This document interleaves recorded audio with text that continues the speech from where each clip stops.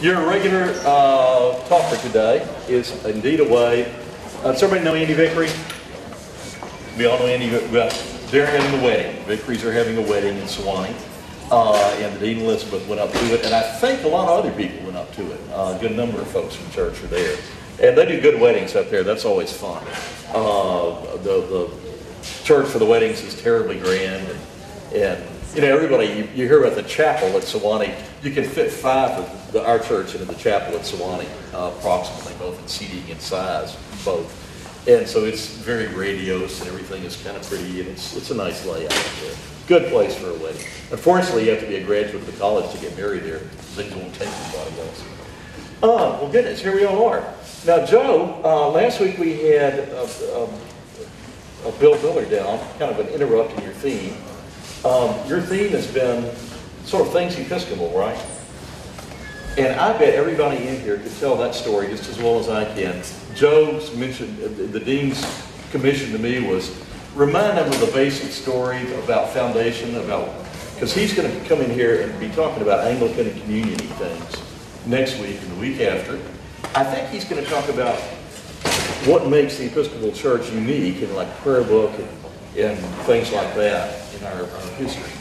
And so he's going to do the Reformation thing, and I'm supposed to be doing the very foundation thing. And that's really easy here because we have a story. Okay, everybody start imagining. You're in church, and y'all are probably going to be able to tell me this better than I can tell you. You're in church, you're at the altar rail, you're looking up towards the altar, you look to the screen, the reredos behind the altar, and there are the 2 rows of statues on it, right? Right. Who's on the bottom row? 4 statues. Who's down there? Yeah, oh, Dolores knows, yeah. It was an educated guess. Well, 4, that's always a good guess. Matthew, Mark, Luke, John. John's the one you can tell. He's younger. He has no beard. He's holding this cup. There's a legend about him with a chalice doing something in his old age. That's the reason for the cup rather than a book. Matthew, Mark, Luke, John. Of course, nobody knows what any of these folk look like, but on the altar they look like that. Now, there's a reason that tells a story. The story of the church stands on the foundation of the gospel of Christ preached by the apostles. So there's the 4 evangelists. Just while we're talking about church, remember the other way of doing the 4 evangelists, if you don't have a picture of Matthew, Mark, Luke, and John, is the 4 beasts from the book of Revelation.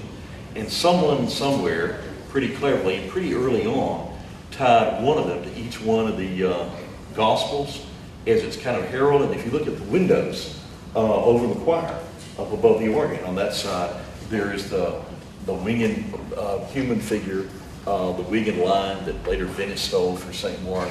You see all over North Italy. The ox is St. Luke, and an eagle for John. So, you know, check those windows out. Same thing down below though. Now, above the row of statues, the gospel. On the preaching of the gospel rests the story of how the proclamation of the gospel got to Texas and Fannin. And there are 4 figures up there. Now, this gets interesting. Who are they? Joseph of Arimathea. Joseph of Arimathea. Tell me something about Joseph of Arimathea. He brought the tree over and planted it and brought the Holy Grail. The Holy Grail. As we all know, Monty Python, like the Grail. Yeah, exactly. There's a lot of legend about Joseph of Arimathea. That's why he is there. Who's next to him? He's holding a kind of a double cross that primates, archbishops. Dieter's smiling in the back. Do I see a hand? Who would you guess in a proper Anglican church that prays for the Archbishop of Canterbury every week? The first Archbishop of Canterbury, St. Augustine of Canterbury. And then next to him, someone who probably never wore a coat in his life, but there's a bishop wearing a coat, Samuel Seabury. And why is he there? Because he was the first Anglican bishop. He is the first American. A bishop, a consecrated. That is right. He's sort of the symbol of all the bishops. And of course, next to him, Texas and Fannin, or Texas anyway. Alexander Gregg. the first bishop of Texas. You always use first. First start kind of the story everywhere. And you know, with church, with life in general, foundations tell the story. If somebody has a firm foundation, has a personality, they're going to be okay in life. And if an institution or a community has a firm foundation, they're going to be okay.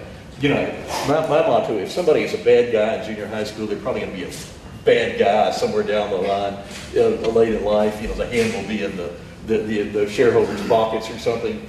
You can really judge character pretty right early on with a lot of things. And communities certainly tell that story too. That as something is planted and founded, so it develops. And you can see people's end and their beginning. The great quote about Charles I. Now, so these four people tell a story. Joseph of Arimathea reminds us that we are here because somebody brought Christianity somewhere else. Nobody just inherits Christianity. Nobody gets to be Christian on their own. Nobody comes to faith on their own. It's always a gift that somebody shared that gift with you when you think about it. You got started somewhere. A rare person may find a Bible and start reading and become converted. But generally speaking, somebody shares the gift of faith. And somebody brought Christian faith in the life of the church to Britain in Roman times. We don't know who that was. There's some great stories about St. Joseph of Arimathea. Now, in the Gospel, who's Joseph of Arimathea? Bible's question.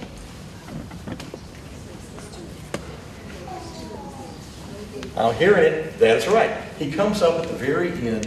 He is the one that he begs the body of Christ from Pilate and sees to the burial of Christ and gives his own new tomb in the garden.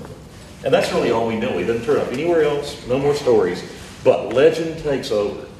And by the time legend finished, and legend means in the 5th and 6th centuries, Christians created a lot of stories to fill in the gaps when there's just not any from the 1st century. Anybody in here a good art historian or a docent at the museum? You have all these endless stories about the girlhood of Mary, about her parents, and all of that. Those are the same kind of legend takes over with Joseph of Arimathea. Well, they make him a member of the family. He is not only the guy that sees to Jesus' burial, he is a family member. He is his uncle. And, okay, how many royal wedding watchers were there? Okay, what are the hymns at the wedding?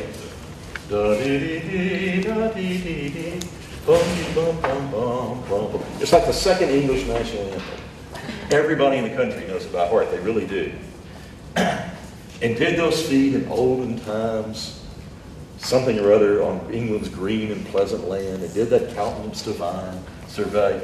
Uncle Joseph brings young child Jesus on a merchant trip, takes him to Britain, and Jesus ends up in the green fields of Britain, standing on a hill, Glastonbury, where else, and goes, Bless, O Lord, these green rolling fields, and making them a great empire someday, which will be my true chosen people. Now, in the 17th century, this is big stuff.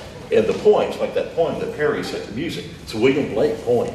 But what he's doing is, a lot of people in 17th century Britain really were into all this stuff about how Jesus had got everybody come to Britain, including Joseph of Arimathea, who brings a staff made out of the wood of the true cross and plants it in Glastonbury.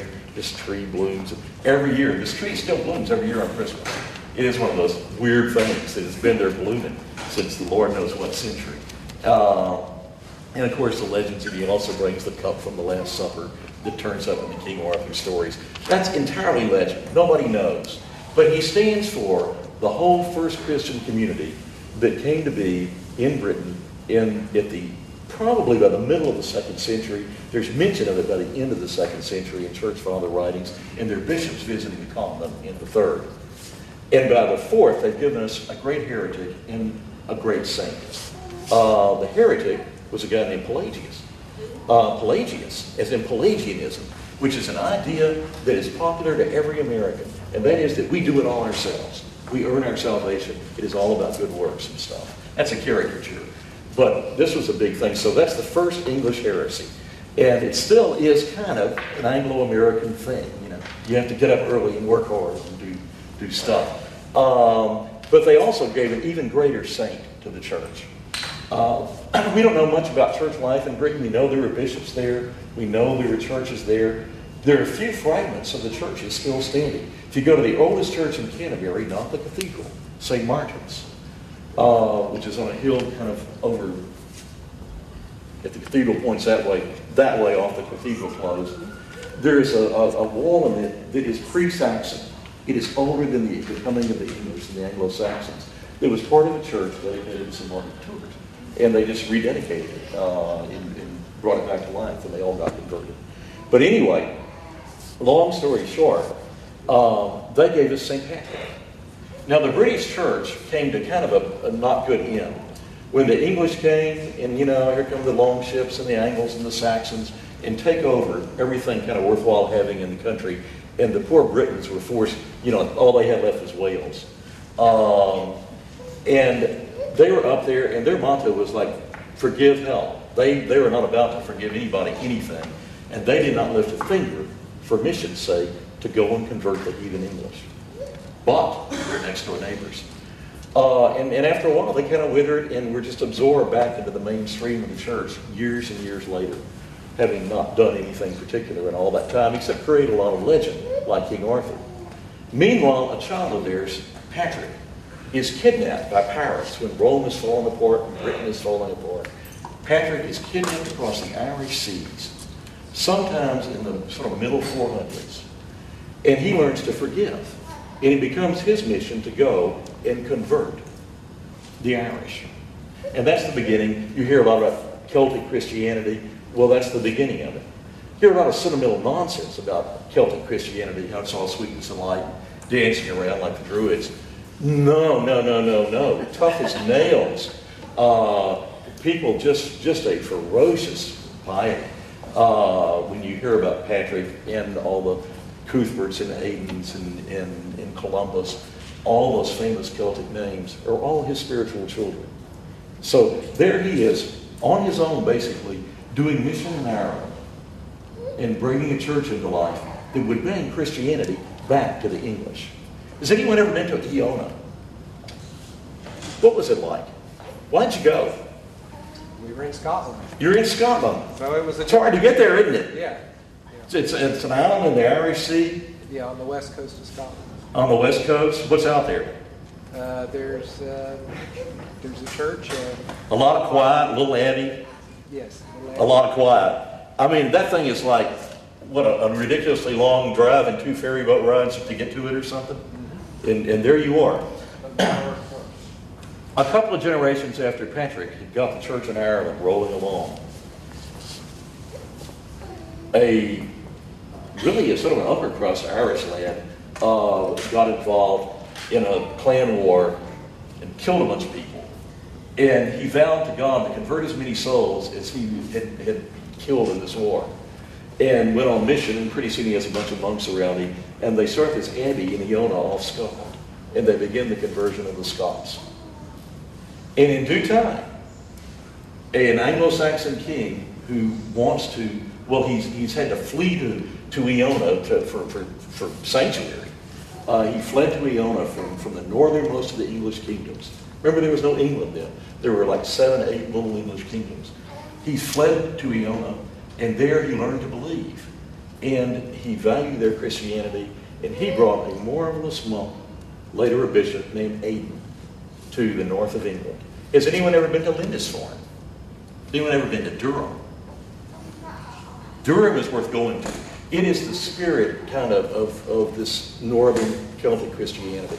It's St. Cuthbert's Church. His shrine is at one end.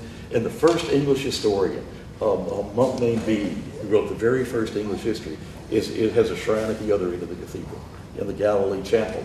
And off the shore from it a little ways is Lindisfarne, where another godforsaken coastal island that these people went to be hermits on. And that was Aidan and Cuthbert and all these people that maybe somebody's vaguely heard the name of as great saints of the Celtic tradition. And they do the heavy lifting of bringing Christianity to a German-speaking, Beowulf and all that. We all had to sweat through Beowulf, and here's everybody with their battle axes going at each other, waiting for Grendel. These people were not that ready for Christianity, but by the power of their personality and an example, and kind of an infectious holiness, these Anglo-Saxon saints, one by one, started converting both kings and plain folk. Lovely thing about Aidan is he was bishop. Of course, he was bishop for the king of the Northumbrians up there. And the king kept giving him horses to ride as fast as he'd give him a horse because it would get him around. He would give it away to the next poor person he met. I mean, he gave away, like a couple of horses a week, apparently, out of the royal stable. And did all of his work on foot so he could meet people and talk. Now, that's the whole tradition that this Joseph of Arimathea statue reminds us of on the altar every time we go up to communion. Next to him is St. Augustine, who at the same time, basically, that these people up in the north are beginning to evangelize the English.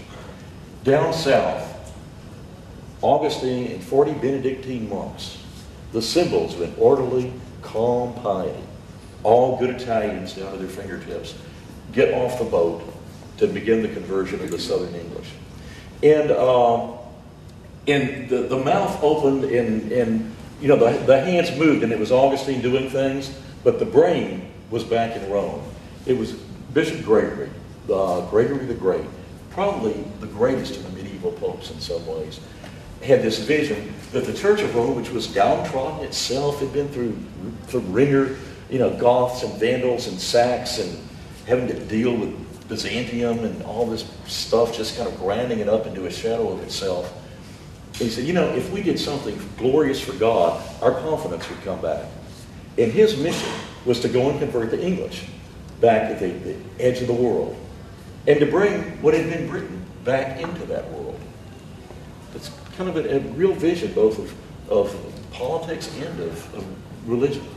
And he sends August against his will. Basically, he orders him, this is going to be a real job, but you and 40 of your brothers are hiking to Britain, and you're doing this. They complained bitterly, turned back twice, and Gregory basically kicked them in the rear end, send them on their way each time.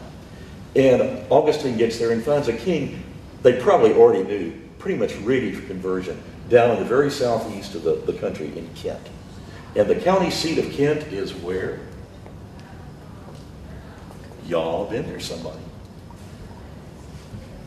The capital of this little it was the kingly capital then, is Canterbury. So Augustine gets there, he gets the king there baptized, other folks begin to baptize. He gets a bishopric up the river in Rochester on the way to London. He gets a bishopric in London, and everything sort of stops because they just kind of poop out of energy. And meanwhile, up north, all these Saxons are off. All these nice Celts people are walking around converting hand over fist. And the two streams merge. And Augustine, of course, represents the whole coming of the Christianity planted in the mainstream of the Mediterranean back to Britain. And his successor, we pray for and y'all have heard his name 1,000 times, pray for Roland, the Archbishop of Canterbury. He's like the 108th, I think, Archbishop of Canterbury in succession to Augustine. The vision of Pope Gregory was that the old Roman capital, London, would be the church capital of the country. But it was such a frontier place then, they never quite made it. And so Canterbury stayed as the first bishopric planted in the English kingdoms, and therefore the senior of all other Anglican bishops. Bishop Doyle has not, I think he has been. No, Bishop Wimberley was still in when he went to the last Lambeth gathering when the Archbishop of Canterbury got all of the American Episcopal bishops and the Nigerians and Ugandans and Chinese and everybody is the Anglican communion together in communion with him. So that is where those two come from. Our other two is the Dean story to tell, how Christianity is shaped by the Reformation in due time in Britain. But the real thing to remember is, of course, that the church that goes into the Reformation tunnel in about the year 1500 is exactly the same people that come out of it in about the year 1700. Remember that there is no concept of churches really until about 1500. If you use the word churches, plural, it means, the church in Rome, the church in Antioch, the church in Canterbury, the church, one church. where when in the creed you stand there and say, I believe in one holy Catholic and Apostolic Church, they were extremely literal about the structure and the worship. There were not fights about how Christians should worship.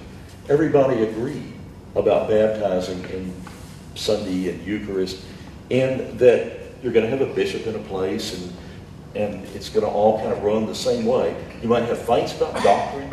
You might excommunicate each other and thunder back and forth. But basically, it was the same church. And then the Reformation happens, and people are all of a sudden picking at each other about how you go about worshiping. Preaching or Lord's Supper? Or should it be entirely the medieval service and the Mass in Latin? Boom, boom, boom. They all throw insults at one another. And you pick at each other about how the churches should be run. Well, do we need to keep this traditional government about bishops and things going? Bishop Seabury's an answer that yes, we do in this country. One time there was a proposal to have a pan-Protestant sort of American church here. And the Anglicans, they didn't know the word yet. The word Anglican is basically a 19th century word. But the Church of England churches were all like, yeah, we really are attached to this Reformation prayer book thing we've got. And we really should have a bishop here. And out of that decision comes the decision to send Seabury to Britain to be consecrated. And out of that comes the American Episcopal Church, sooner or later. It's a much more convoluted tale, but that's the overview. And out of that comes the mission of General Convention, sending missionaries and lay people, starting congregations in the Republic of Texas. And the first bishop of Texas, Alexander Gray, who is really probably not a very famous guy. He's only famous for kind of helping to push Texas into the Civil War, which is a pretty dubious honor. But he was from Charleston, so what do you expect? But his other claim to fame is he was one of the very first bishops to be invited to the very first Lambeth gathering, Lambeth Conference, by the Archbishop of Canterbury in 1866, when they had the first one, and decided, we do have a lot in common. We should sort of stay together and make decisions together and visit with each other on a regular basis. And out of that, somebody invented the name, the Anglican Communion. Anglican is the old Latin word for just English. When Bede wrote the first history of the English people, it was the history of the Ecclesia Anglicana. But nobody ran around talking about us being Anglicanians or anything. But in the 19th century, they needed a new word because there had just been the Church of England. And okay, there was the Church of England and its colonies. But all of a sudden, here are the Americans and we weren't a colony. And you had churches being planted in places that they weren't colonies yet, maybe someday would never be. And so, to this day, in some parts of the world, the word Anglican is the big operating word. In other parts, the word Episcopal, which in America meant like, we're really the Church of England, but we won't say that very loudly. But that was the most distinguishing thing, that we have that line of bishops from Augustine on back. Now that's the big historical sweep overview. Joe's going to come in next week and talk about how the prayer book evolved, what came out of the Reformation. He's going to talk about did Henry VIII start a new church? The one thing I'm talking about today is when people raise that question, that is entirely a historical falsehood. That the English kings had a lot of influence on the shaping of how church government got itself together in the Reformation and what came out of it. But the material they worked with was the church. Bishops stayed put, priests stayed put, churches stayed put, the worship that went on in the churches stayed put, the baptized people of God stayed put on the ground. And if you have to point to a human shaper of modern Book of Common Prayer type Anglicanism, you really would point to two people, Thomas Cranmer, who edited that book, and Elizabeth I, who made it stick down her long, long 40-year reign. And those would be the two that I hope Joe says more about next time. So I have chatted on a little bit about historical things and just planted some names. And everybody in here, we're going to have a count of 4 on the top row on the altar. First statue facing the altar that way. First statue is Joseph of Arimathea. Next, Augustine of Canterbury. That's a big one. Next, Samuel Seabury. And then good old Alexander Gray, his picture hangs upstairs in Latham. You go visit him up there with all the other bishops in Texas, which if you've never done, it's a good thing to go do. Go prowl the sort of gallery of bishops up there, which tells the tale, each one following upon the other. So that's a lot of just chit-chat about history and some names to sort of stash in there. And my goodness, I got through that quicker than I thought I would. We have 10 minutes here. Let's have a discussion. What is in Iona? Why is it worth going? Well, it's just a beautiful physical, Iona. it's a beautiful physical environment, and it has a peaceful sense about it. A very quiet, meditative sense. Who was on the trip this summer that went to Canterbury? What's out there? Canterbury? Canterbury. Well, there's a large cathedral. This whopping big Gothic cathedral that is the seat of the Archbishops of Canterbury down to this day. What's special about that cathedral? It was reconstructed a couple of times. Oh, you had to well, the Danes burned it down once, and it had to be rebuilt because they outgrown it once, and all that. The architect bit the dust on it, by the way. He took a tumble from the vaults of the tower, and so Canterbury Cathedral cost him his life. When was the cathedral built at Canterbury? Well, the original would be Augustine of Canterbury planning a little church that he dedicated to Christ the Savior. So, the Cathedral Church of Canterbury is Christ Church Canterbury, which is one reason why a lot of the old churches all over America, if you go to the downtown old church, Christ Church, it's named after Canterbury Cathedral. What year would that have been? St. Augustine is in the year 597. So he begins the life of that church. It was originally, of course, a monastery and his episcopal seat.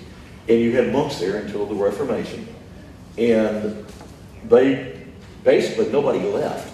That they were sort of a few were pensioned, and the bulk of them stayed on as the new cathedral chapter.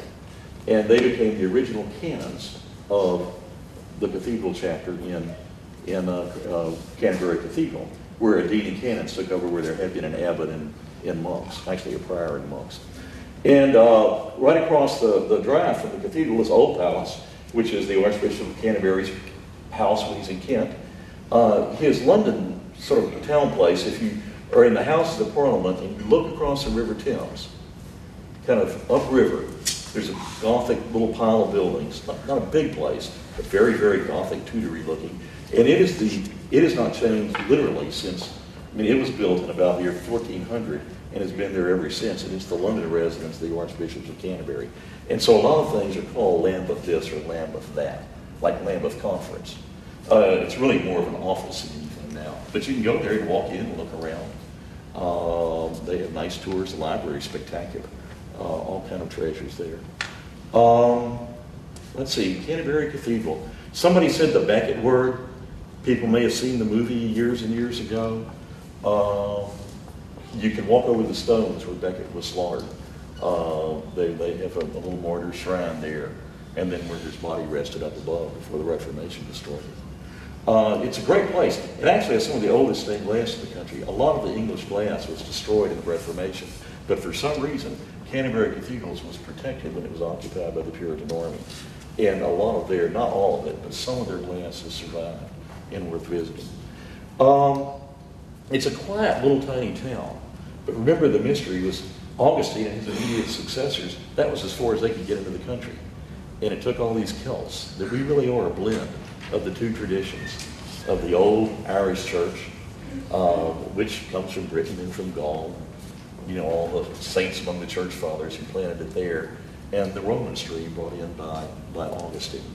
So those are both our inheritances. One of the saddest places to visit there is the ruins of Augustine's Abbey, another abbey where the original archbishops were all buried.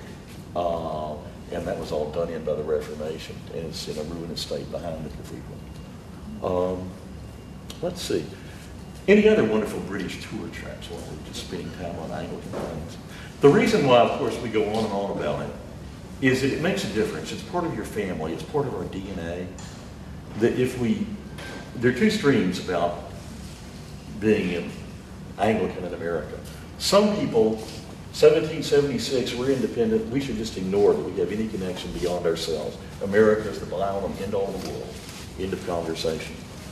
And then other people, and it can get silly sometimes, all the people that, you know, set their alarm clocks to hop up and watch the royal wedding at 4 in the morning. But I did that, so I'm not ashamed of it. And they value that connection because it's a connection to the great world around us. When I was in school in my formation times in seminary, we had clergy from the Anglican Church in Red China then, how they got them, they came and went quietly. The church, we had people from Hong Kong, we had people from Uganda, we had people from then Biafra, Nigeria, South Africa, and all of those were people we knew, just going to school with.